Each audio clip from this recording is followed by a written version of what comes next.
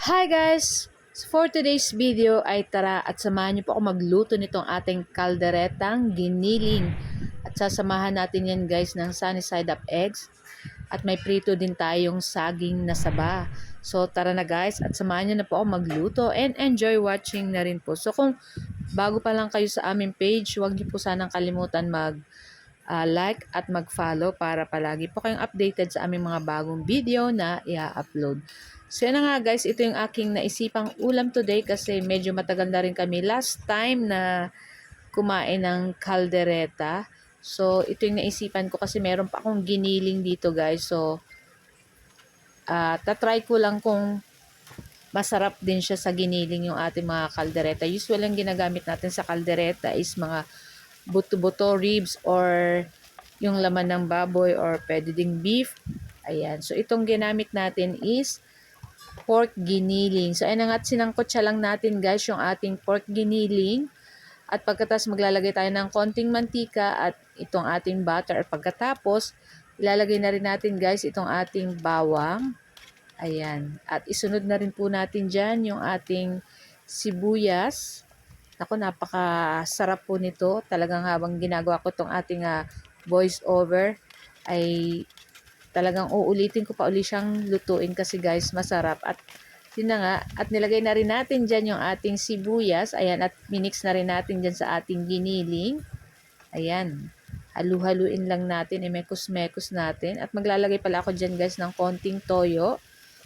Naglagay na rin pala ako ng konting asin dyan kanina sa ating giniling. Kaya itong ating pork giniling is may lasa na. So malambot na yung ating pork dyan at luto na rin naman yan. So ilagay na natin itong ating patatas at yung ating carrots. Ayan.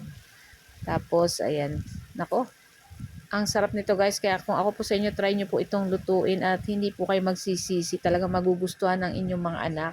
So, ayan na nga guys. So, maglalagay na tayo dyan ng ating liver spread. Ayan, isang latang maliit ng liver spread. Sarap dito sa ating kalderetang giniling. Ayan, so halu-haluin lang natin yan. Naku, napakabango nitong ating niluluto. Talagang makikanin siya guys. So ayan na, at naglagay pa ako ng tubig. At halu-haluin uli natin yan dyan guys. So magdadagdag pa tayo ng konting tubig dyan. Katamtaman lang pong tubig. So ayan na, at naglagay na rin tayo ng tomato paste. Pwede po kayong gumamit ng tomato sauce kung ano po yung available sa inyong bahay. So naglagay na rin po ako ng pickles na relish. Pwede rin po kayong gumamit ng buong pickles, i-slice nyo na lang. So, ang available ko lang guys is itong ating relish. Saka naglagay na rin po ko nitong ating peanut butter. Ayan, mga isang kutsara. At hinalo-halo ko na yan dyan guys. So, mamaya maglalagay tayo dyan ng cheese para pampasarap lalo dito sa ating kalderetang giniling. So, at pakahalo natin dyan guys. So, pakukuluan lang natin, lulutuin lang natin dyan yung ating carrots at yung ating patatas. At naglagay na rin po ako dyan ng asin, asukal at paminta, pampalasa dito sa ating niluluto para balance yung lasa nitong ating kalderetang giniling. At pagkatapos, ilalagay na rin natin dyan yung ating red and green bell pepper kasi luto naman na yung ating patatas at carrots. So, naglagay na rin po ako ng raisins, saka green peas. At pagkatapos ay ayan na nga, nilagay na natin dyan yung ating cheese na talagang nakakapagpasarap dito sa ating kalderetang giniling.